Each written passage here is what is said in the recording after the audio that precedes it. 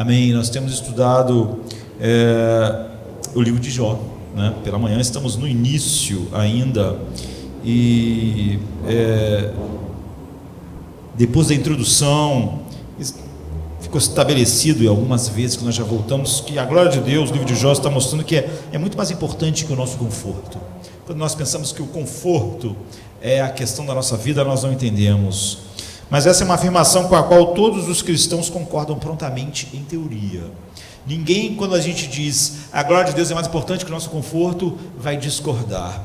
Mas eu lembro que eu li uma oração puritana que é assim: Senhor de todo ser, há uma coisa que merece meu maior cuidado, que desperta os meus desejos mais ardentes, ou seja, que eu possa responder ao grande fim para o qual eu fui criado, que é glorificar a Ti, que me deste a existência. Essa é uma oração nobre.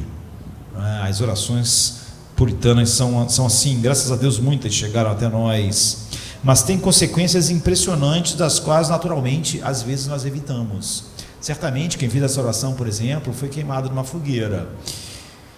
É claro que dizemos que nada pode ser mais importante que a glória de Deus. Que cristão poderia discordar disso, dizer que a minha casa é mais importante que a glória de Deus, o meu emprego é mais importante do que a glória de Deus, o meu casamento, a minha família? Nós não falaremos isso, mas damos mais glória às coisas, mais peso.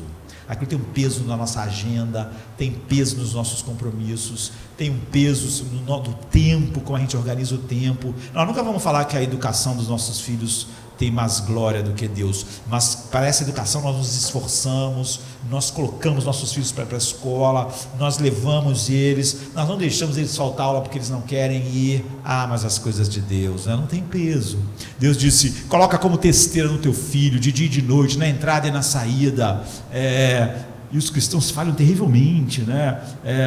Na antiga aliança, o pai circuncidava o filho, ele tinha o compromisso de que com 13 anos o filho estaria pronto para assumir a posição como um homem da lei.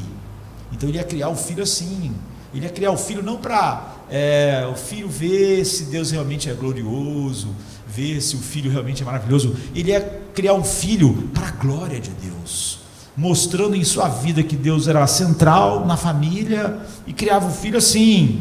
Então, que cristão poderia discordar dessa expressão de piedade correta? Nenhum. E, no entanto, em pouco tempo nos encontramos recuando das implicações dessa afirmação, quando nós temos que realmente glorificar a Deus. Então, a introdução do livro de Jó, de 1 a 5, retrata aquele mundo feliz, perfeito de Jó, parecia um mundo de conto de fadas, e um mundo em que as pessoas certas se destacavam. Mas então a ação começa em 4 cenas alternadas. Como eu disse no início, parece um filme em que as cenas se alternam de um lugar para o outro, distante, mas as histórias estão conectadas. Então tem uma cena no céu, uma cena na terra, uma cena no céu, outra cena na terra, e nós vimos 3 dessas cenas. A primeira cena no céu, que é a introdução atemporal, que descreve quem era Jó e que ele habitualmente fazia. Houve um dia, diz o verso 6, e que dia? Nesse dia em particular aconteceu algo no céu que mudaria completamente o rumo da vida de Jó, e foi o que a gente viu na cena. Depois a gente viu a cena 2 na terra, que era o desenvolvimento disso. A cena 2 é aterrorizante, e nós passamos rapidamente do céu para a terra, e desse primeiro dia, do verso 6 para o outro dia, que é no verso 13, tudo desmoronou num dia só, não é? Calamidades que nunca caiu na vida de outra pessoa na proporção que a gente vê na vida de Jó, a não ser na história para a qual a vida de Jó apontava. E depois, na semana passada, nós vimos a terceira cena no céu de novo, em que Satanás se apresenta de novo a Deus, e vimos que de repente nós somos levados de volta ao céu para testemunhar outro dia, outra reunião celestial, né? E Jó não testemunhou a primeira. Ele não sabia porque as coisas aconteceram na terra, e ele não testemunhou a segunda. Mas nós, numa posição privilegiada, podemos tomar parte naquele conselho e ver o que tinha acontecido.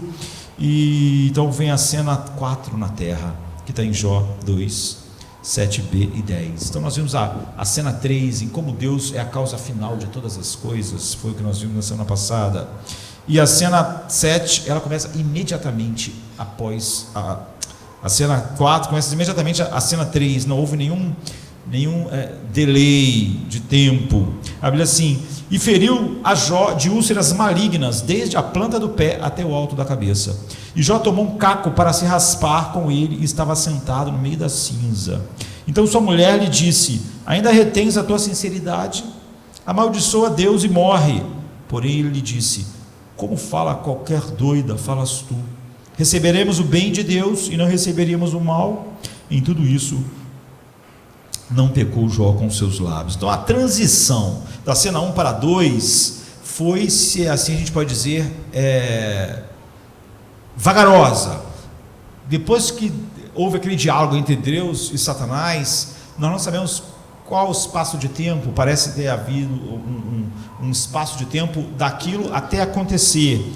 Houve um dia para a cena celestial e uma data não especificada para os desastres que aconteceram num único dia na vida de Jó. Da mesma forma, não há indicação de quanto tempo decorreu entre a cena 2, que é o que aconteceu na terra com Jó, e a cena 3. A transição entre a cena 3 e a cena 4 é imediata, mas uma cena desaparece na seguinte, como em muitas sequências cinematográficas, como eu disse, não você está imediatamente na cena 3, mas não existe uma fórmula, houve um dia dessa vez. Ou seja, no 1:13, no momento em que Satanás saiu da presença do Senhor, ele feriu Jó com feridas malignas. O versículo 7 diz: foi um desastre imediato. É como se o ritmo da história tivesse acelerado, não é? Satanás está agindo realmente como Pedro descreve, como um leão furioso procurando a quem tragar, e ele sabia quem era a presa. Então, nos 4 primeiros desastres, você vê os agentes eram humanos. Nós sabemos que eram os sabeus e os caldeus que roubaram gado, mataram pastores. Ou então os agentes dos desastres eram impessoais. Raio caiu e matou grande parte do que Jó tinha e também seus empregados. E também furacão que atingiu a casa, e o tornado, né? Mas aqui Satanás, ele não tem, ele é o agente imediato dos ferimentos de Jó. Satanás feriu Jó.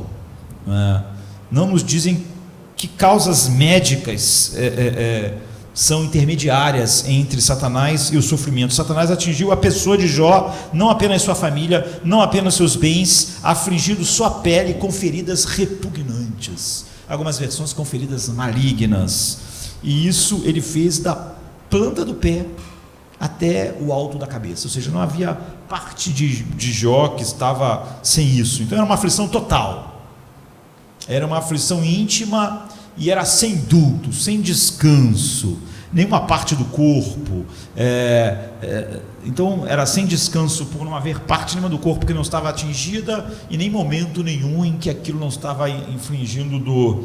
Toda a pessoa de Jó agora foi invadida, o último vestígio de cobertura protetora foi tirado, porque nós sabemos que na primeira vez Jó tinha dito a Deus: tu cobre eles, tu colocou um muro em volta dele, tu protege ele para nada acontecer, e foi tirado o muro. Então você via que a família, os bens foram embora, mas agora a última muralha, a muralha interior, né, foi tirada, e ele se senta nas cinzas. Versículo 8, na verdade é num incinerador da cidade, no depósito de lixo.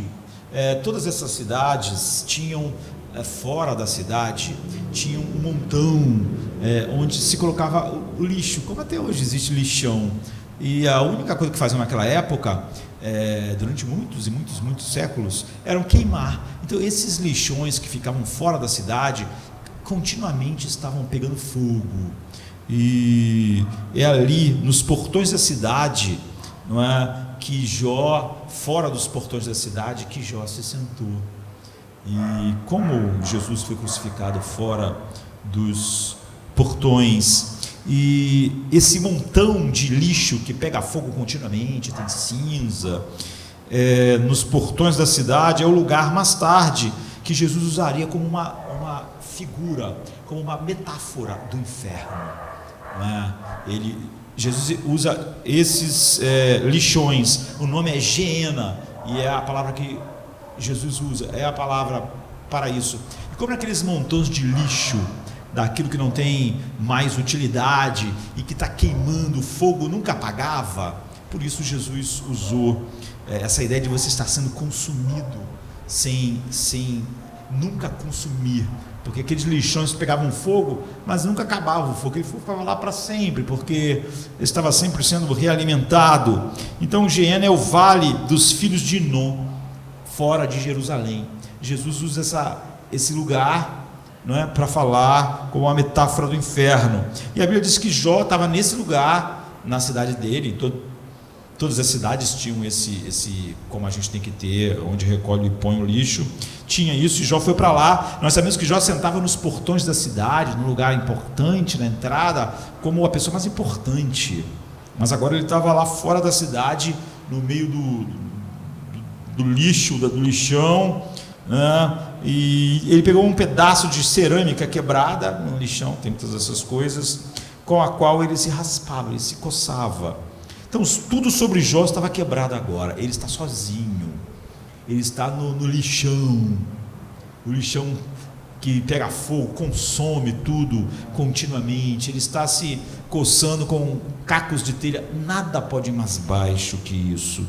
Então esse é realmente o teste. Agora a gente vai ver com certeza se ele serve a Deus pelo que Deus lhe dá, porque agora não tem mais nada, ele não tem mais dignidade, ele não tem saúde, ele é visto como um páreo ali. Agora Deus levou tudo embora, não ficou muro nenhum. Deus não poderia se afastar mais de Jó sem matar Jó. Jó estava no ponto, tanto na sua alma quanto no seu físico, o mais distante que Deus poderia abandoná-lo sem matá-lo. E nós nunca saberemos o resultado do julgamento. Então, se ele morresse, então Jó devia viver. E ainda há mais uma prova, né, ali. A esposa de Jó faz sua única aparição na trama. Esse livro é grande, tem 42 capítulos. A mulher de Jó não vai aparecer nele, mas essa é a sua única aparição em cena. E nós devemos resistir à tentação de romantizar Jó e sua esposa. Todos sabemos sobre ela, e nesse momento de sofrimento tão profundo, ela diz assim: você ainda mantém sua integridade, a sua fé, a sua coisa, o seu deleite em Deus, como Deus tinha dito no último julgamento para Jó, no capítulo 2, verso 3. Então ela diz: amaldiçoe a Deus e morra. Ela sabe, como Jó sabe, que amaldiçoar a Deus, enfim, coloca o ser humano sobre a sentença final de Deus.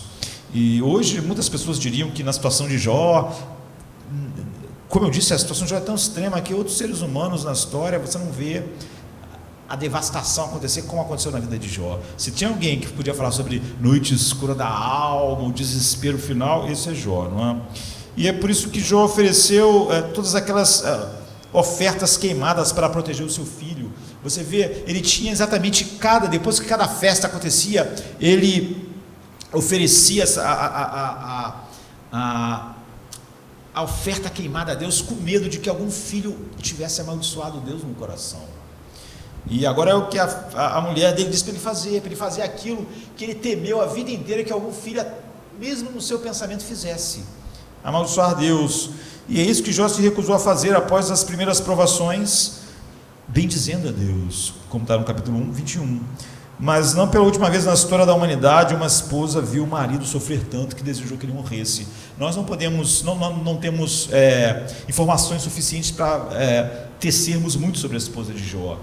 Não é a primeira vez que você vê uma esposa ver o marido num sofrimento tão grande que desejasse que era melhor ele partir do que continuar com esse sofrimento. Então nós não vamos gastar tempo fazendo aqui um julgamento moral sobre o que nós sabemos tão pouco, mas uma coisa nós sabemos muito: seja qual for o motivo dela, não é?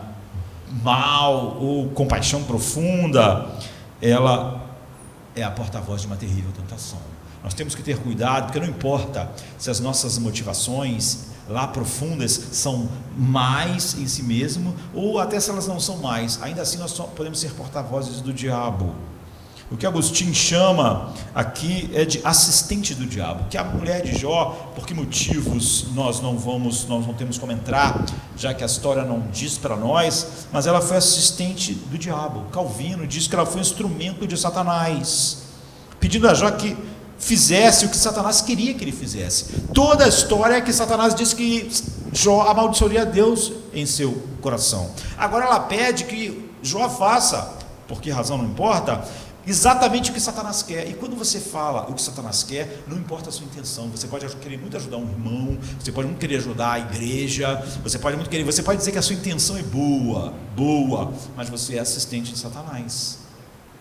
Quando Pedro disse para Jesus assim, não vai para Jerusalém morrer, nós não podemos dizer que Pedro estava só querendo que Jesus na verdade se desse mal. Não é verdade, não é? Mas não importa. Não importa, Jesus se virou para Pedro e disse, para trás de mim, Satanás, porque Pedro estava sendo assistente de Satanás. Então isso levanta para nós um grande sinal de perigo. Não importa você depois dizer que a tua intenção era aquela ou aquela ou aquela, quando você faz, ou quando você leva as pessoas para o caminho que Satanás quer que elas vão, por exemplo, aqui se rebelar contra Deus, fazer algo que desonre Deus, você está sendo assistente de Satanás, sem que nós possamos dizer que a mulher de Jó tivesse uma intenção má ou não, isso não importa. Pedro, por exemplo, pode dizer que ele não tinha, pode dizer que ele tinha um amor por Cristo, que estava longe de ser um amor espiritual, que compreende as coisas de Deus, mas ainda assim, como Agostinho diz, Pedro foi assistente de Satanás, como Calvino disse que ele foi instrumento de Satanás, e a mulher de Jó também. Então é muito fácil ser instrumento de Satanás. E já houve o pedido do seu ser mais próximo que ele tem agora, para abandonar seu Deus e morrer.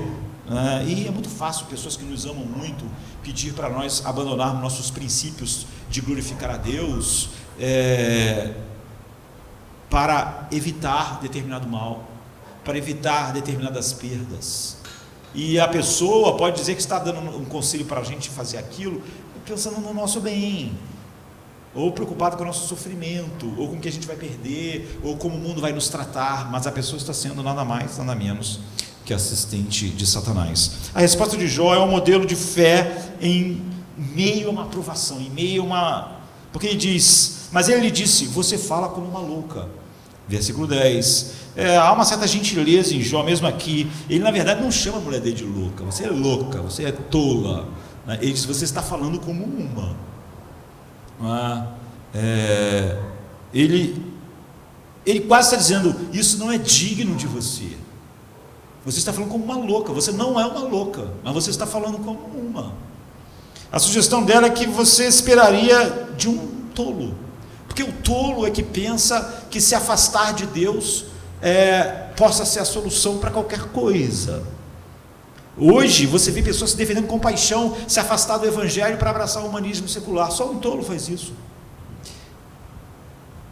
Ela falou sobre tremendo estresse, mas isso não diminui o fato dela ser. Pense no estresse que essa mulher se enfrentou. Ela enterrou seus 10 filhos. Ela está vendo seu marido falido. Ela está vendo seu marido com uma doença horrorosa para a qual não há nenhum remédio. Então ela está sob um estresse grande demais. Mas isso não fez ela deixar de ser assistente de Satanás, nem falar como se fosse uma tola. Então, longe de amaldiçoar a Deus, Jó diz, receberemos o bem de Deus e não receberemos o mal.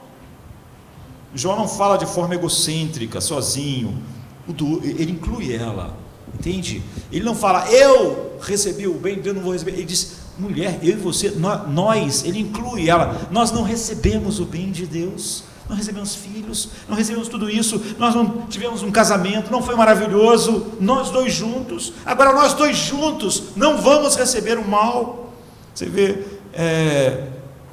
A resposta dele não é de forma egocêntrica, ele inclui a mulher dele. Novamente, como após as primeiras provações, o coração de Jó está cheio de Deus, o Criador, que é o autor de todos os bons presentes, e tudo o bem que ele recebeu de Deus. Jó não via que ele tinha conquistado a vida, conquistado a riqueza, conquistado a posição da pessoa mais rica do Oriente, que era a genialidade empresarial dele que fez ele ser quem ele era e que fez ele ter uma grande família. Ele sentia que tudo isso veio de Deus e não dele mesmo. Ele é o oposto de Nabucodonosor, né? Ele não pode confiar, deixar de confiar nem mesmo em Deus, que lhe dá coisas mais, não é? Porque quando ele diz, não vão receber o mal que vem de Deus, o que ele está dizendo é o seguinte: nós sabemos melhor do que ele. Se ele decidiu enviar o mal, ele não tem um bom propósito. Eu compreendo a vida melhor do que ele. O sentido de receber é aceitar. Nós recebemos, nós nos inclinamos quando ele nos deu todas aquelas coisas boas. Nós não vamos receber, porque receber você recebe querendo ou não é? A palavra receber aqui não é no sentido de a gente recebeu isso, mas é no sentido de se curvar humildemente sobre a providência amorosa de Deus e ver aquilo como um ato do amor de Deus, tanto quanto era um ato do amor de Deus ele receber tudo de bom. E agora chega a conclusão: em tudo isso Jó não pecou com os lábios, verso 10. Apesar de falar que ele não pecou com os lábios, isso não sugere que Jó pecou com o seu coração. O pecado com os lábios é o que Satanás havia dito, que ele ia falar com os lábios, não é? O pecado com os lábios é o que Jó não fez. Temos aqui então uma afirmação simples de que Jó passou no teste, a questão está resolvida, concluiu o julgamento, a prova, e a piedade de Jó resulta da convicção do coração de Jó de que Deus é o autor de tudo. O que faz Jó agir assim é porque ele via Deus em tudo, ele via Deus quando ele ganhou todas as coisas. Ele não via ele mesmo, a sua mente, sua capacidade, de tal maneira que ele merece o que ele tem. Ele não via isso, ele via Deus me deu. E essa convicção de que Deus era o autor de tudo, e se ele me deu tudo aquilo para o meu bem, agora ele tirou tudo para o meu bem. O Criador, que é digno de toda a sua adoração no momento bom, é digno de toda a sua adoração no momento ruim, porque ele não pode ser tornado menos sábio, nem menos amoroso, nem menos preocupado com o meu bem final. Eu não julgo isso mediante o que vai acontecendo, eu conheço o caráter dele. Então nós não conquistamos o que temos. Se nós recebemos todas as coisas como uma dádiva de um copo d'água, então nós recebemos para a glória de Deus, e de uma fortuna como a de Jó, essas coisas nunca vão ser uma conquista nossa, elas vão ser uma dádiva de Deus, e Ele deu por amor, Ele pode tirar, e eu só vou entender que Ele faz isso pelo mesmo amor que me levou a dar. Em certo sentido, então, a aprovação está concluída, mas à medida que o livro continua, o céu vai ficar em silêncio, e isso nós vamos ver nesse longo livro de tantos domingos que vamos olhar, que é a partir de agora, até que Deus fale no capítulo 38, vai haver um silêncio. Pode parecer fácil todas essas coisas se fosse um curto período, ou se houvesse uma explicação, mas agora vai haver um grande silêncio, até que Deus fale alguma coisa. E somente no capítulo 42 nós saberemos com certeza que Jó é justificado finalmente. Então uma coisa é experimentar uma tragédia repentina, queridos, como a perda de um filho, ou a descoberta de uma doença temida em nossos corpos. Outra coisa é experimentar a miséria implacável da nossa perda por meses e até anos. Entende? Isso leva tudo para outro nível. Quando a miséria se arrasta por meses, anos, tudo fica mais complicado, não é? A história não foi rápida assim. Agora vai haver um grande tempo em que Jó vai viver toda essa miséria sem saber por quê. A gente sabe de mulheres que tiraram seus próprios maridos das ferragens de um carro por causa de um acidente, que estavam lá presos. A mulher de repente se transforma, tem força, mas depois desmorona sobre o choque do que aconteceu. Existe uma contrapartida espiritual para esse fenômeno físico, eu diria. No momento aturdido da tragédia repentina, muitos cristãos, graciosamente, são sustentados do fardo como uma fé genuína que diz: o Senhor deu, o Senhor tirou, bendito seja o nome do Senhor. Mas isso é só o começo, porque mais tarde, sobre a sequência impecável de um quarto vazio, de um lado da cama vazio, de um quarto de um filho que nunca mais vai ser ocupado, de cadeiras vazias, de camisas no armário, de armários cheios de roupa, as pessoas caem em soluço, desânimo e perplexos. Você vê, porque naquele instante inicial, Deus deu, Deus tirou, mas o problema é que aquilo vai se prolongar, vai se alongar. Sabe-se de soldados que perderam uma perna ao pisar numa mina e só com um toco de perna consegue correr, se arrastar até o lugar de segurança. Incrível, como? Com a perna dilacerada, como é que conseguiu se chegar até lá? Mas depois esses soldados choram como um bebê na cirurgia e a longo período de recuperação.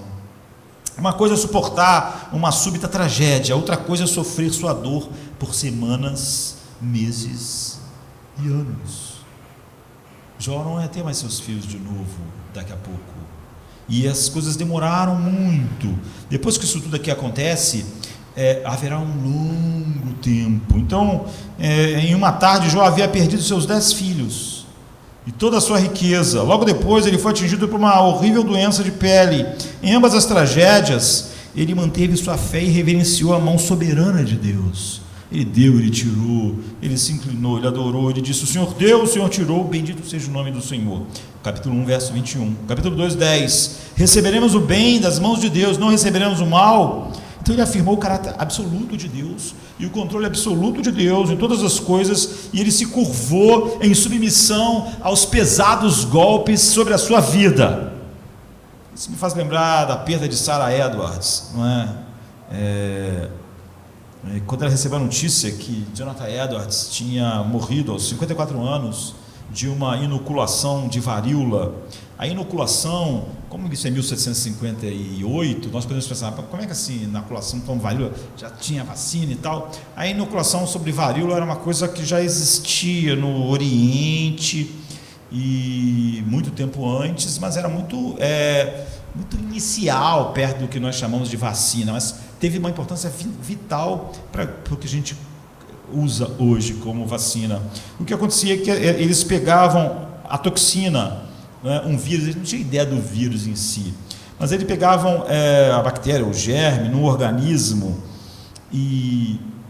ou seja, pegavam na varíola raspas da ferida, ou pegavam na varíola o próprio secreção que essas feridas produzem, e arranhavam a pele de alguém e colocavam aquilo, ou então com seringa realmente injetavam, e isso tinha um efeito bom, funcionava muitas vezes, gerando uma varíola um pouco mais branda, desenvolvia alguns sintomas, mas o sistema imunológico respondia a essa forma que fazendo assim se tornava mais branda, e o sistema imunológico respondia em 2 ou 3 semanas e a pessoa ficava então imune à varíola.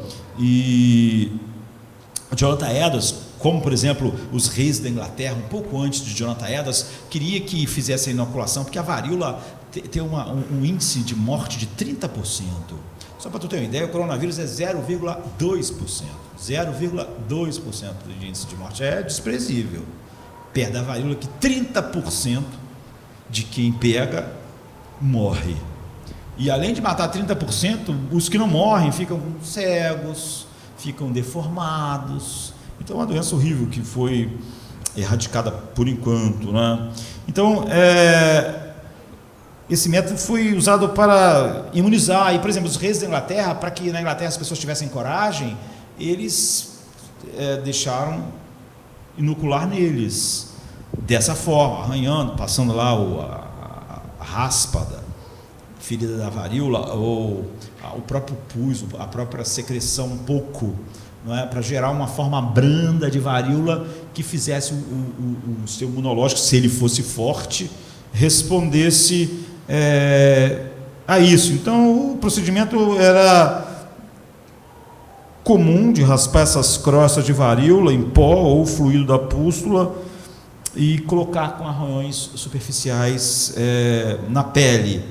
E você ia desenvolver pústulas muito mais fracas do que normalmente a varíola produzia, e você ficava imune, ficava vacinado, né? Não era essa expressão ainda. Depois vai ser por causa da varíola mesmo. Então, na América, em 1720 em diante, começaram a se fazer isso, e só depois Edward Jenner descobriu o vírus Vactina, porque você vê que muitas vezes essas descobertas assim, as pessoas pensam que descobrir vacina contra tudo é tão fácil assim, mesmo vai lá. Normalmente pessoas que não entendem nada acham tudo simples, até elas terem que fazer alguma coisa. Mas Edward Jenner, em 1796, ele percebeu uma coisa: a varíola matava 10% da população, mesmo em períodos que não era de surto, não é? Matava. E normalmente a maioria dessas infecções virais não atinge as crianças muito, mas a varíola atinge. E era algo tão grande que, na verdade, parte do que fez o Império Romano ruir foi epidemias de varíola que deixaram o Império Romano com buracos, não é, populacionais, sem proteção, que os bárbaros aproveitaram. E então, Edward Jenner, em 1796, ele descobriu. Você vê que essas coisas às vezes acontecem não é que ele estava no laboratório. Ele reparou que todas as mulheres que retiravam leite de vaca não pegavam varíola. E ele começou a olhar para isso com uma certa atenção. Por que quem tira leite de vaca não pega varíola? Ele acabou descobrindo que a imunidade delas é porque havia uma infecção que nós podíamos chamar com cowpox, uma infecção que era uma espécie de varíola que só dá em vaca, só dá em boi, não é? E o nome do vírus é Vactina. E esse vírus, apesar de ser o vírus da varíola também, mas que dá no boi, ele é menos potente no ser humano. O que atingiu o ser humano com aquela virulência toda não era o mesmo que dá nas vacas, que era o vírus Vactina, né? A palavra está em latim, tem a ver com a varíola bovina. E como as mulheres tiravam leite de vaca, elas pegavam o Vactina, o vírus, elas eram contaminadas. E o sistema imunológico delas respondia criando uma defesa contra o vírus da varíola. Quando o vírus da varíola humana atingia elas, elas estavam protegidas. Então ele descobriu isso e ele então falou: vamos inocular todo mundo com o vírus Vactina das vacas, para a pessoa ficar protegida. É por isso que até hoje chama isso de vacina, por causa do vírus Vactina, porque assim se descobriu que com aquele vírus mais fraco o sistema imunológico produziria a resposta quando o vírus forte chegasse. Então o moleque tirava de vaca, pegava aquele vírus, ficava imune. Então vamos injetar o vírus em todo mundo. O nome do vírus é Vactina, virou vacina. Até hoje, todas as fórmulas que nós temos de fazer o nosso sistema imunológico responder a um vírus adequadamente. Então você vê, foi meio por acaso ele ter esse insight de que as mulheres que tiravam leite de vaca não pegavam uma doença tão mortal. Hoje ela foi erradicada em 1977, a varíola do mundo, e em 80 teve um caso, mas só existe o vírus, que a gente saiba, né, no CDC, um laboratório americano, e um laboratório na União Soviética. Nunca mais ninguém teve cada vacina. E daí, todas as outras vacinas, a ideia veio daí, não é? E então Jonathan Edwards, ele um mês depois de se tornar presidente da Universidade de Princeton, em 1758, ele inoculou. Isso porque ele queria igual a família real, queria que as pessoas, isso antes de descobrir essa coisa do Vactina nas vacas, era só aquela inoculação que botava a raspa da varíola, da ferida, ou então o próprio pus, não é? Mas funcionava durante muitos anos em muitas pessoas. Mas você tinha que ter um sistema imunológico forte para aquele vírus que realmente era o da varíola humana não criasse uma reação forte, e sim uma fraca, mas que já fizesse o corpo ter os anticorpos para o vírus. Jonathan Edwards deixou inocular nele e ele morreu um mês depois de varíola. Então, para mim, é o maior teólogo de todos os tempos. E ele ficou um mês como reitor de Princeton. E a história interessante é que ele só foi reitor de Princeton porque o genro dele, Aaron Burr, o esposo da sua filha Esther, morreu jovem, e ele era o reitor lá de Princeton, e morreu o marido da sua filha, que tinha casado 5 anos antes com a filha dele, e tinham tido filhos. Jonathan Edwards teve 10 filhos, né? Acho que 3 filhos, 2 filhos e 8 filhas. Essa filha dele, Esther, casou com Aaron Burr, e ele era reitor da Universidade de Princeton, mas morreu de repente, ficou doente e morreu, o genro dele, e quiseram colocar ele no lugar do genro, e ele não queria, porque ele achava que ele estava com mais de 50 anos já, 54 anos foi que ele morreu, e ele não se achava preparado para ser o reitor da universidade, mas convenceram ele que o melhor substituto para o genro seria ele. Ele foi, e em fevereiro de 1758 ele foi inoculado para a varíola, e um mês depois ele morreu. Então, a esposa dele escreveu para a filha, assim que o Jonathan Edwards morreu, porque a filha tinha perdido o marido, que era o reitor antes do Jonathan Edwards, o esposo dela, não é? Morreu de repente também. Então a filha dela tinha acabado de ficar viúva, e ela também acabou de ficar viúva. E então ela escreve, Sarah Edwards, para sua filha Esther, e diz assim: minha filha tão querida, o que devo dizer? Um Deus santo e bom nos cobriu com uma nuvem negra, que possamos beijar a vara e pôr nossas mãos sobre nossas bocas, as duas viúvas, não é? O Senhor fez isso, Ele me faz adorar a sua bondade, que nós tivéssemos o teu pai por tanto tempo, mas Deus, meu Deus vive, e Ele tem o meu coração, que legado o meu marido e o seu pai nos deixou. Todos somos entregues a Deus, e lá estou eu, e amo estar. Sua mãe carinhosa, Sarah Edwards. E o filho da Sarah Edwards, neto de Jonathan Edwards, se tornou vice-presidente dos Estados Unidos, e a família Edwards ocupou tantos lugares importantes na história. Você vê uma tragédia dupla. Se o genro morre, e porque o genro morreu, de repente ele vai tomar o lugar do genro, ele é inoculado para varíola, e como o Jonathan sempre foi uma pessoa de uma saúde frágil, aquilo funcionava muitas vezes para quem era robusto, tinha saúde, em que o sistema imunológico respondia bem, mas nele aconteceu o oposto.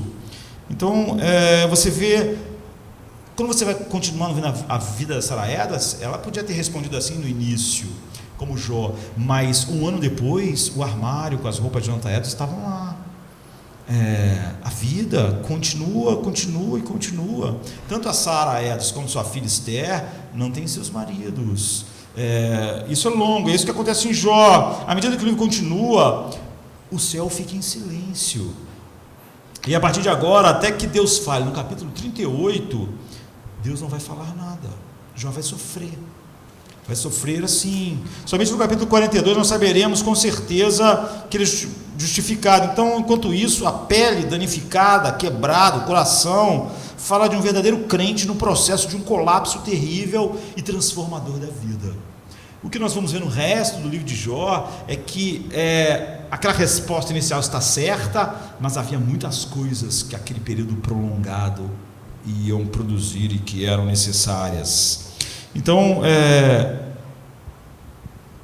Satanás ataca os cristãos hoje, como sempre atacou. A glória de Deus é mais importante do que o seu e o meu conforto, e é importante para a glória de Deus que haja um homem que o adore, porque ele é digno de adoração, e por nenhuma outra razão.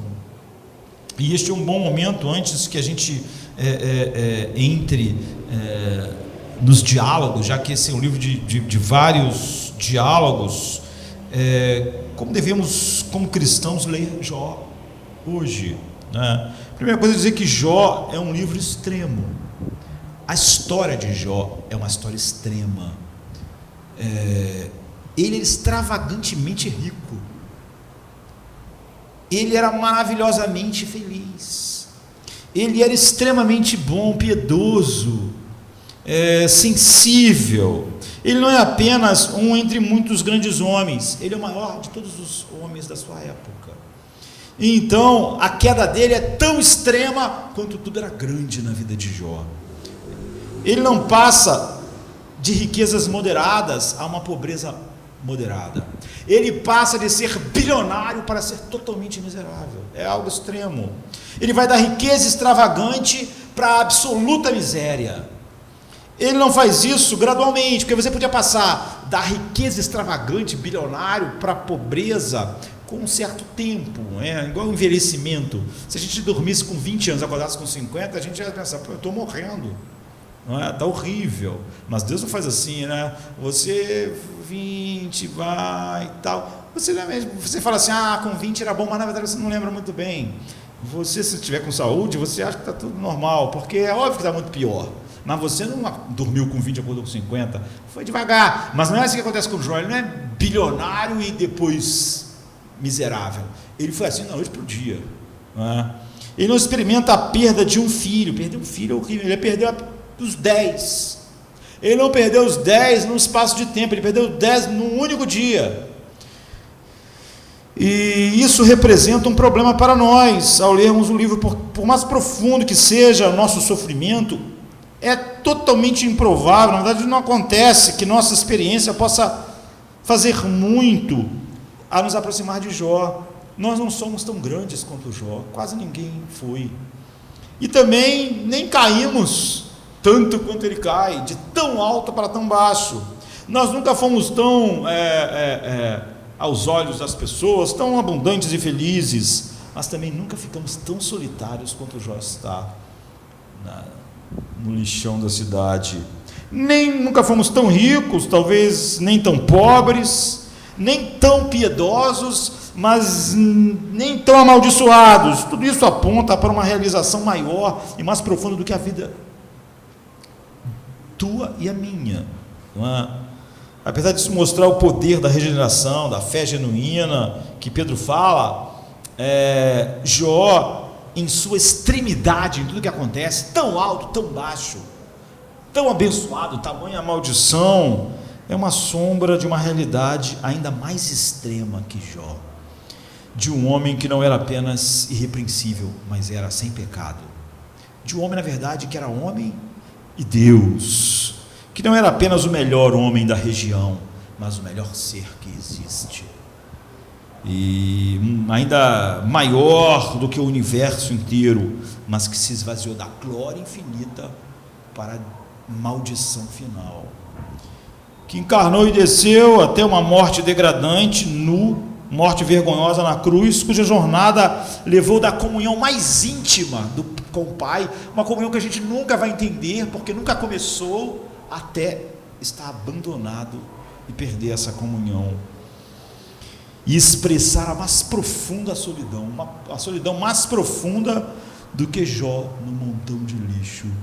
Então a história de Jó, como uma sombra da história infinitamente maior de Cristo, é para isso que Jó aponta. Jó é edificado sobre o fundamento de Jesus. Em Jó 42, no final, quando tudo está dito e feito, ele faz, Bildade e Zofar fizeram toda a sua má teologia e pecaram contra o servo de Deus, Deus diz a eles para irem a Jó, para que Jó interceda por eles, para que Jó ofereça uma oferta queimada, para que eles não morram. Ele não usa a palavra perdão, mas essa é a essência, para que possam ser perdoados por seus pecados contra Jó. E Jó faz isso como oferta queimada. Jesus foi a própria oferta para perdoar todas as ofensas que nós mesmos fizemos a ele. Então agora aponto para isso porque no Novo Testamento, em particular em Romanos 3, 26, 25, 26, por exemplo, Paulo diz assim: somos informados de que Cristo é apresentado pelo Pai como uma demonstração da justiça de Deus. E a gente vê algo interessante, não é? Deus havia passado por cima do pecado dos homens como Jó, de homens como Paulo, como Moisés, como Davi. E Paulo diz assim: Deus o ofereceu como sacrifício para propiciação mediante a fé pelo seu sangue, demonstrando a sua justiça em sua tolerância, havendo deixado impunes os pecados anteriormente cometidos. Mas no presente demonstrou a sua justiça. Parecia que ele estava sendo injusto, mas ele demonstrou a sua justiça a fim de ser justo e justificador daquele que tem fé em Jesus Cristo. Esse era um grande problema teológico que Deus, para Paulo, o problema teológico de Paulo, o verdadeiro problema teológico do coração regenerado é totalmente diferente do problema teológico do mundo e de grande parte dos cristãos. Você vê que o grande problema teológico para Paulo é como Deus pode ter perdoado as pessoas no Velho Testamento e ser justo. Não podia. A maioria dos ocidentais, mesmo que cristãos, tem exatamente o problema oposto em relação a Deus. É saber por que Deus está permitindo coisas ruins. Paulo, o problema teológico que está levantando em Romanos é o seguinte: como Deus pode ser bom para um mundo mau? Como Ele pode dar tantas coisas boas para o pecado? Esse era um problema para o caráter de Deus. Como Ele pode ter perdoado Jó? Como Ele pode ter perdoado Davi? Como Ele pode ter perdoado Moisés? Como Ele pode ter passado por cima desses pecados? Não pode. Ele não pode, como um juiz justo, Ele não pode dizer simplesmente: você está perdoado. Esse era o problema. É por isso que Paulo está dizendo: Deus o ofereceu como um sacrifício para propiciação mediante a fé pelo seu sangue, demonstrando a sua justiça. Em sua tolerância, Ele havia deixado impune o pecado anteriormente cometido. Ou seja, Ele não tinha punido os pecados dessas pessoas, Ele deixou impune. Mas no presente Ele demonstrou a sua justiça. Por quê? A fim de ser justo e justificador daquele que tem fé em Jesus. Ou seja, Ele deixou impune porque Ele ia punir em seu Filho. Então você vê que o problema de Paulo não é porque coisas ruins acontecem. O problema de Paulo é o seguinte: porque coisas boas acontecem nesse mundo, porque o homem que só merece a maldição está recebendo mais do que a maldição. Deus está mostrando: não, eu vou mostrar minha justiça em meu Filho, ou no inferno, não vai ficar nada impune. O problema de Paulo é diferente de por que coisas ruins acontecem com os homens. O espanto de Paulo era e bíblico: por que coisas boas acontecem com os homens maus, que somos todos nós. Então o principal problema de Paulo com Deus é porque as coisas vão bem para os pecadores, e este é um grande problema para Deus. Como pode um Deus justo dizer a pecadores: eu te perdoo, sem a penalidade? Você não aceitaria isso nem de um juiz, que alguém fizesse algo, matasse alguém e ele dissesse: está perdoado, vai para casa. Não, que juiz é esse? Ele não pode ir para casa. Portanto, você sabe a resposta: é a cruz, ou é o inferno. Então eu quero colocar Cristo claramente, explicitamente, Jesus debaixo de Jó, como fundamento do livro, porque você tem de fato a história. É assim que acontece no Velho Testamento o tempo inteiro. Davi está orando uma oração dele, mas ela é uma profecia a respeito de Cristo.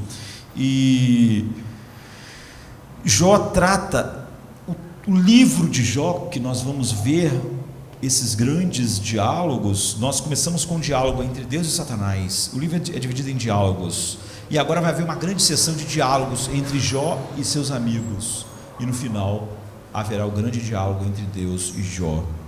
E esse livro então tem 42 capítulos, e eu não sei quantos sermões eu vou pregar a respeito de Jó, mas eu acredito que menos que Calvino. Calvino pregou 160 sermões no livro de Jó.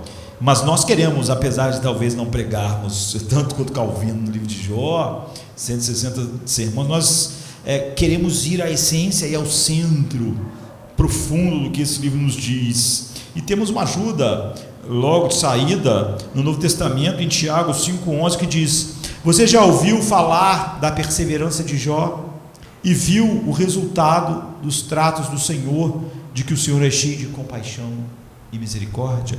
Portanto, se você já ficou confuso sobre qual é exatamente o objetivo de Jó, Tiago 5,11 te diz: como vocês sabem, nós consideramos felizes aqueles que mostraram a perseverança. Vocês ouviram falar sobre a paciência de Jó e viram o fim que o Senhor lhe proporcionou. O Senhor é cheio de compaixão e misericórdia. Portanto, o livro de Jó é para nos mostrar a compaixão soberana e a misericórdia soberana de Deus em Cristo sobre nós. Todos os capítulos de Jó, os 42, é uma exibição de um Deus soberanamente misericordioso, compassivo na vida dos santos sofredores, nos propósitos de Deus nesses sofrimentos. Então tentaremos falar sobre soberania, misericórdia, compaixão, sofrimento, e assim sermos fiéis à observação do Novo Testamento de que é sobre isso que o livro trata o tempo todo. Então não há nada mais certo do que todos nós vamos sofrer, e pessoas à nossa volta sofrerão doenças, morte, desastre, profunda decepção, tantas feridas mortais, tanto nós quanto todas as pessoas que nós conhecemos e amamos. E quando você sofre, é natural surgir questionamentos e a relação com o sofrimento tomar determinado caminho. E esse livro vai nos mostrar exatamente como, não só a curto prazo, assim que aconteceu as tragédias, Jó respondeu certo, mas nós vamos ver uma luta maior, mas uma resposta mais profunda e um crescimento mais profundo à medida que esse sofrimento se prolonga. Eu preparei isso como uma introdução do que eu queria falar hoje. Como é viver sem nenhuma resposta de Deus, que é o que Jó vai experimentar. Mas o tempo ali eu nem vou me aventurar a entrar nos 3 pontos que eu falarei a respeito disso, deixando para a semana que vem nós vermos por que assim, por que Deus nunca fala a razão do sofrimento de Jó e como isso é fundamental nas nossas vidas. É o que eu falaria hoje, e eu prefiro falar de uma maneira mais integral na semana que vem. Então,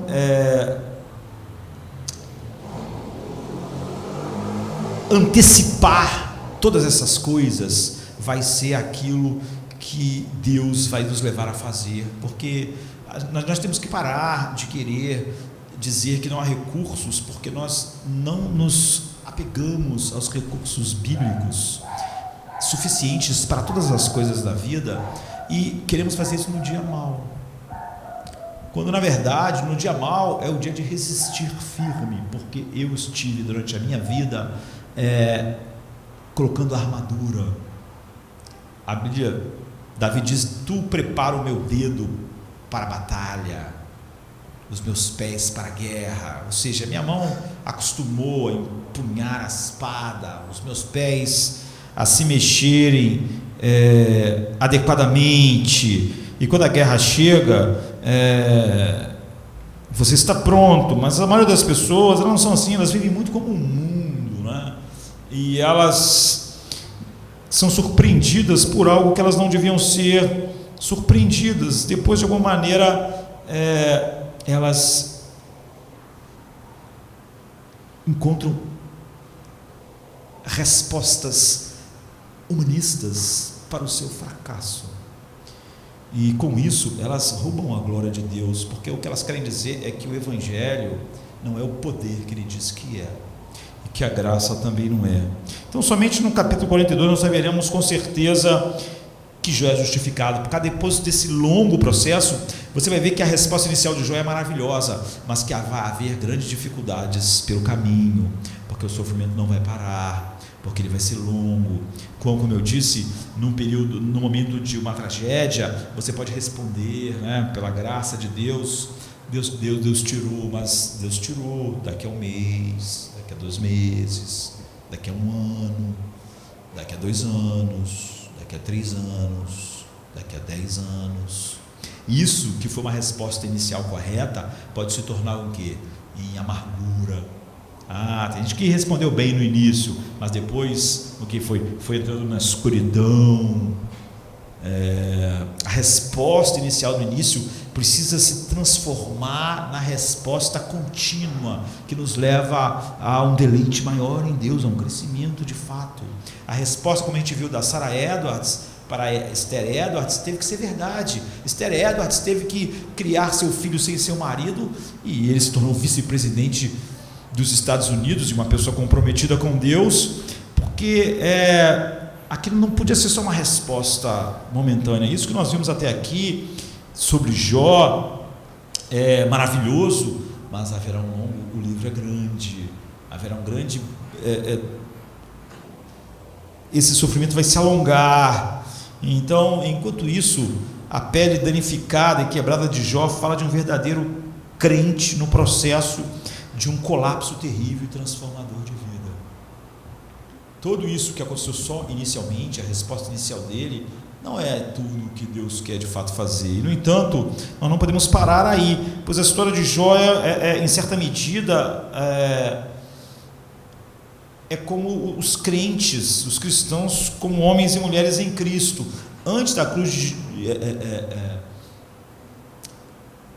de Cristo, Jesus disse assim para Simão: Simão, Simão, eis que Satanás pediu para ter você.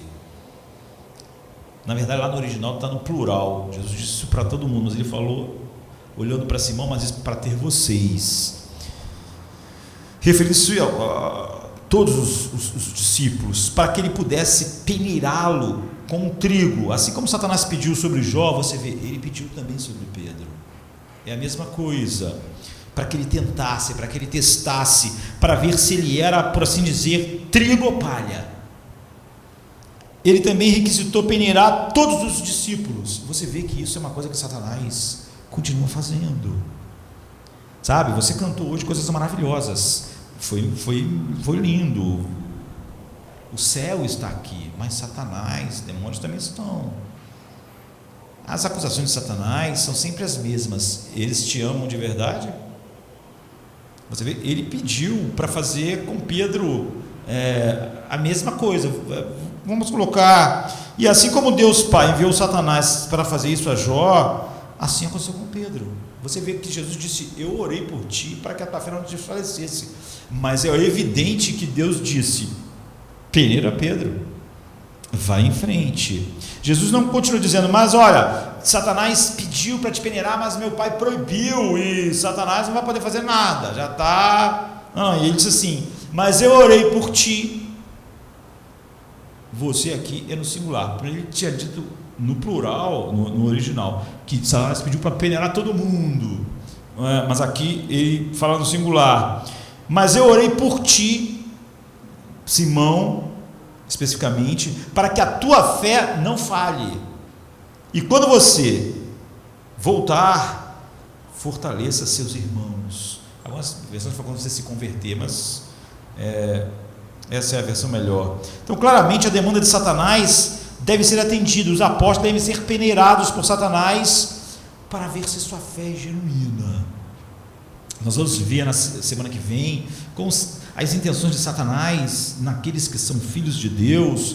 Elas sempre têm o resultado oposto, como tem naquilo para qual Jó aponta, em Cristo.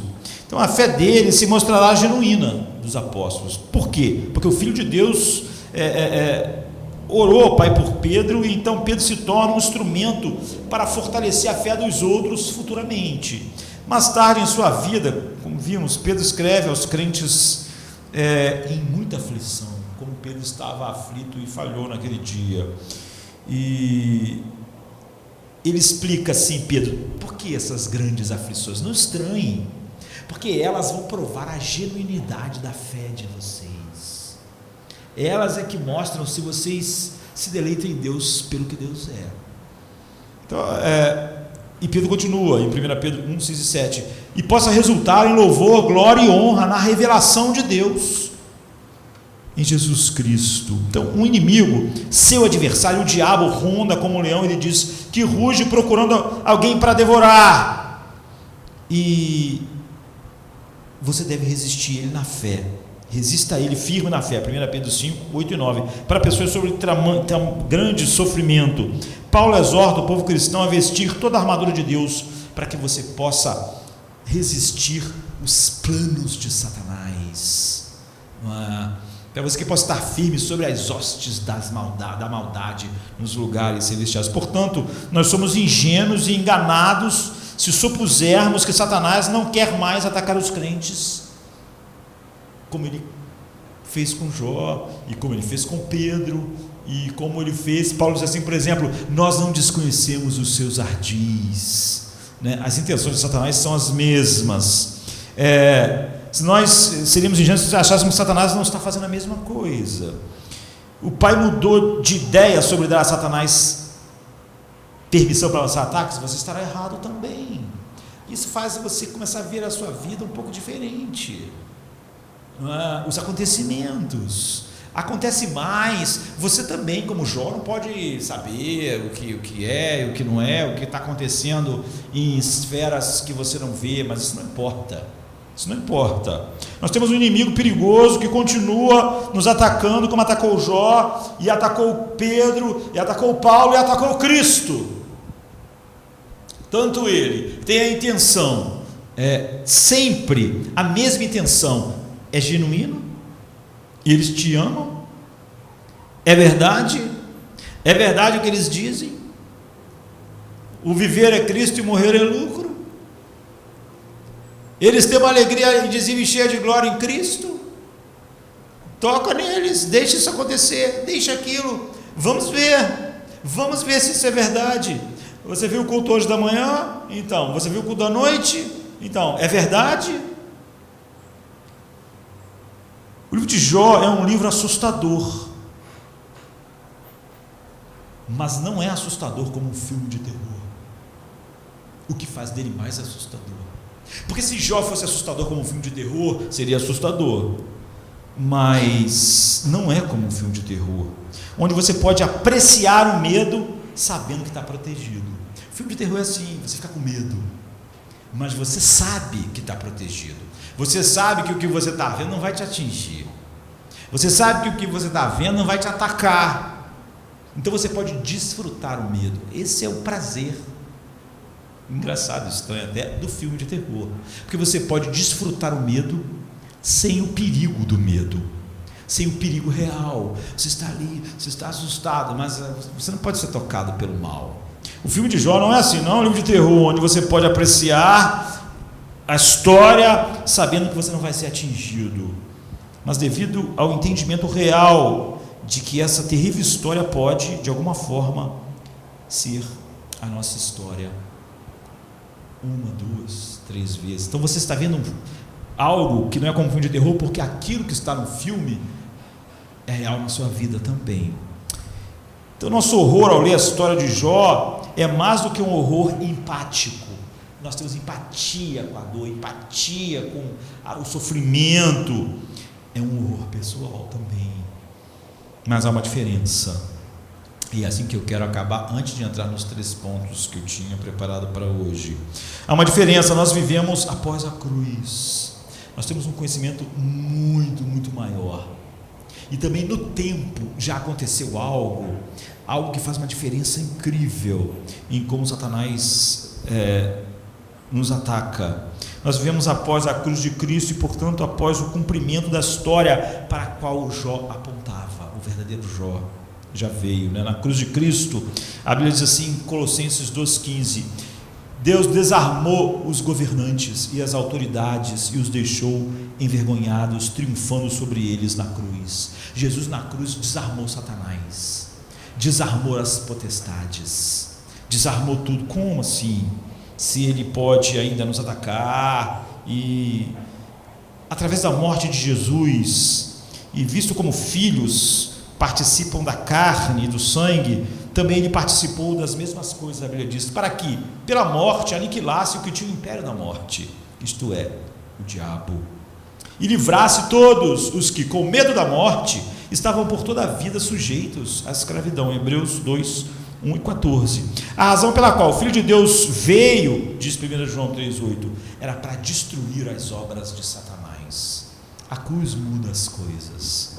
Aprendemos que a cruz muda de uma vívida passagem, por exemplo, apocalíptica, em Apocalipse 12, que diz assim: e houve uma batalha no céu, Miguel e os seus anjos batalhavam contra o dragão, e batalhavam o dragão e os seus anjos, mas não prevaleceram, nem mais o seu lugar se achou nos céus.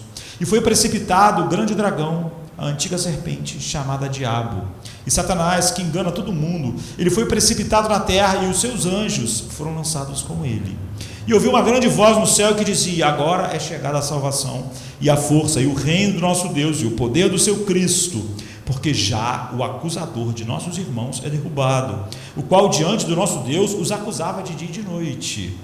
E eles o venceram pelo sangue de Cristo, do Cordeiro, e pela palavra do seu testemunho, e não amaram as suas vidas até a morte. Por isso, alegrai-vos, ó céus, e vós que nele habitais. Ai de vós que habitam na terra e no mar, porque o diabo desceu a vós e tem grande ira, sabendo que já tem pouco tempo. Então, como resultado da vitória na cruz, que Paulo diz em Colossenses que o diabo foi desarmado, Satanás não está mais presente no conselho de Deus, como estava em Jó 1 e 2, para nos acusar diante de Deus. A acusação de Satanás não tem mais efeito nesse sentido. A cruz aniquilou isso, desarmou Satanás. Paulo diz assim: quem tentará acusação contra os escolhidos de Deus? É Deus quem os justifica. Ou seja, diante de Deus, Satanás não tem mais nenhuma acusação para fazer. Olha, ele lá não tá, eu acho que ele não é justo como devia ser, porque ele é justo, não tem mais acusação, porque nenhuma acusação há contra os escolhidos de Deus, porque é Deus quem o justifica, porque é Cristo quem morreu por ele. O verdadeiro Jó tirou de Satanás as armas da acusação. A acusação da nossa injustiça nunca pode ser realmente jogada contra nós eficazmente, porque nós temos a justiça de Cristo, porque o castigo que nos traz a paz estava sobre ele, o verdadeiro Jó. Então agora Satanás foi jogado na terra nesse sentido, não é? Ele não está mais o acusador dos nossos irmãos, não tem mais as armas de acusação, ele foi desarmado, porque não há acusação contra os escolhidos de Deus, e ele não tem mais acesso, então, entre aspas, à sala do trono como o acusador dos escolhidos, a gente podia dizer. O que significa, já que ele ainda é perigoso, percorre a terra e o mar com grande ira, o que o versículo 11 diz, e de fato só pode ser conquistado por aqueles que não amaram suas vidas até a morte. Quer dizer, a evidência de que essas pessoas não podem ser acusadas por Satanás diante de Deus é que essas pessoas, ao receberem esse novo coração capturado pela beleza de Cristo, essas pessoas não amam suas vidas até a morte. É por isso que antes diz que com medo da morte eles eram escravos da servidão, mas essas pessoas não são mais, elas nem são acusadas diante do trono de Deus, porque Satanás não pode mais fazer isso, porque quem pode intentar a acusação contra os eleitos de Deus é Deus quem justifica, é Cristo quem morreu por eles. E a verdade principal é que aquele que era o acusador dos nossos irmãos não é capaz mais de acusar com eficiência ninguém que está em Cristo, como está no verso 10. Ele nos acusa, ele não pode nos acusar diante de Deus, mas ele pode nos acusar a nós mesmos, acusar a nossa mente, ele pode atingir a nós com as acusações, e nós temos que saber lidar com isso, com o Evangelho, com o capacete da salvação. Mas quando ele nos acusa, Deus não está ouvindo, no sentido de que se eu estou em Cristo, não está nada em jogo na acusação. Quando ele está me acusando, Deus não está recebendo a acusação. Não há acusação contra os eleitos de Deus. Eles já foram justificados. Por causa da justificação e da regeneração, agora eles têm um coração para Cristo e não amam suas vidas até a morte. Mas é óbvio que nós, se não estivermos cheios do Evangelho, as acusações de Satanás vão fazer um efeito em nós, não é? Porque ele não tem mais como nos acusar diante de Deus, mas ele tem como nos acusar. Então o diabo, ele não tem mais o acesso que a nossa vida de pecadores não justificados dava a ele. A questão da nossa justificação foi decididamente resolvida na cruz. O Jó final veio, o verdadeiro Jó, não é? Essa é a verdade evangélica da cruz. Não há nenhuma condenação para os que estão em Cristo Jesus, como está em Romanos 8:1. E nossa consciência agora então foi purificada pelo sangue de Cristo, como está em Hebreus 9:14, que diz: quanto mais o sangue de Cristo, que pelo Espírito eterno se ofereceu a si mesmo, imaculado a Deus, purificará as vossas consciências das obras mortas, para servirdes ao Deus vivo. Assim, a gente lê daqui para frente, estudarmos tantos capítulos de Jó e a história de Jó, nós pensamos primeiro e principalmente na história do maior Jó.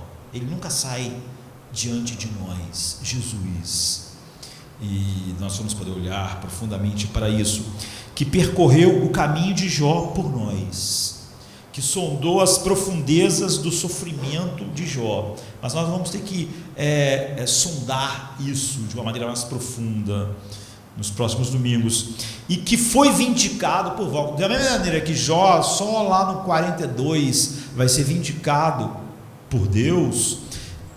Jesus trilhou esse caminho infinitamente maior que Jó, de um lugar muito mais alto para um lugar muito mais baixo, de um ser muito infinitamente bendito e estar debaixo da maldição final. Ele sondou as profundezas do sofrimento de Jó de maneira infinita, e ele foi vindicado por nós, como Jó é vindicado no final. Então Satanás ainda é capaz de nos atacar, e ele gosta, na verdade ele gasta a sua curta vida que lhe resta dessa forma, não é? Você pode pensar, como é curta? Se vai demorar mais, é curta, não é? Nós vivemos os últimos dias, não importa quanto tempo vai demorar. Ele vai passar esses últimos dias como um leão que espreita, faminto e ruge, e devemos ser realistas sobre isso. Ainda temos que perseverar, e os eleitos de Deus perseveram. Você vê que o autor de João, escrevendo o Apocalipse, quando descreve essas pessoas, diz: esses são aqueles que não amaram as suas vidas até a morte. Porque a Bíblia, a doutrina não é que o cristão o eleito é salvo independente de como ele vive. Não, isso não está na Bíblia. A doutrina é da perseverança dos santos. O Espírito Santo os faz perseverar. Os cristãos, os homens, os eleitos, os salvos, eles realmente são vencedores. Quando a Bíblia diz o que vencer, então os eleitos são vencedores, mas é que eles são vencedores como? Nós somos mais do que vencedores por aquele que nos amou. A obra do que nos amou é que nos faz vencedores, nos faz amá-lo de tal maneira que nós não amamos nossa vida até a morte. Então nós devemos ser realistas sobre isso. Ainda temos que estar aqui. E aqui está a declaração da perseverança da fé dos santos, em Apocalipse 13:10. Se alguém há de ir para o cativeiro irá. Se alguém há de ser morto à espada haverá de ser morto. Aqui estão a perseverança e a fidelidade dos santos. Você está vendo? Se um eleito tiver que ir para o cativeiro, ele irá. Ele saberá glorificar Deus no cativeiro. Se ele tiver que ser morto à espada, ele morrerá. Porque aqui está a perseverança dos santos.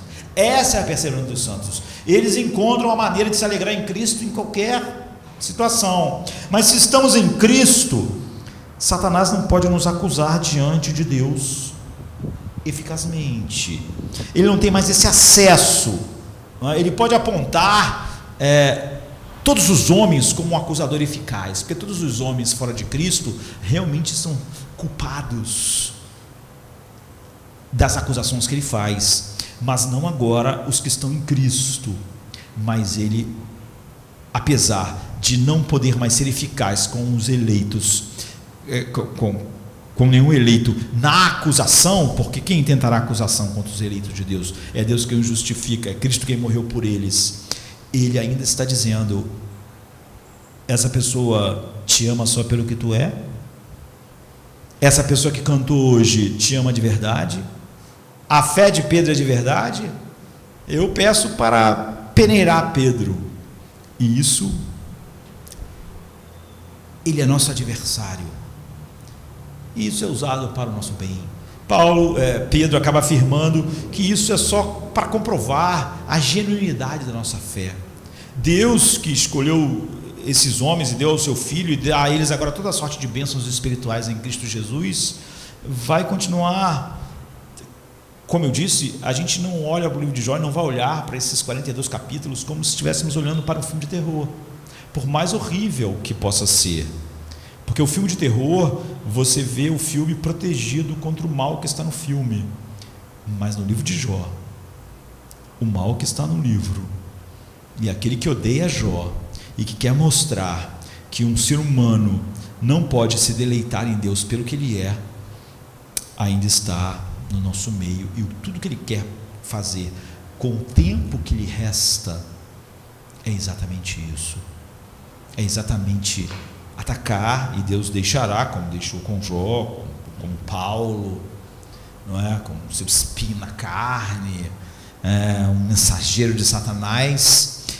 Mas nessas pessoas sempre haverá uma frustração profunda, e isso será usado como instrumento da glorificação de Cristo em nossos corações e diante do mundo, de como nós realmente amamos Cristo até a morte, e que se tivermos que ir para o cativeiro, então iremos, e se tivermos que morrer à espada, morreremos, porque não amamos nossa vida até a morte, porque amamos Cristo.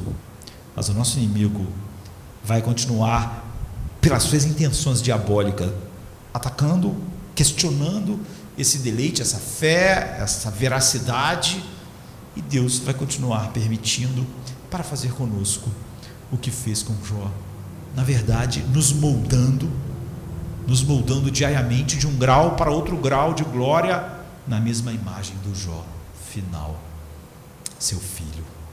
Vamos ficar de pé, vamos orar.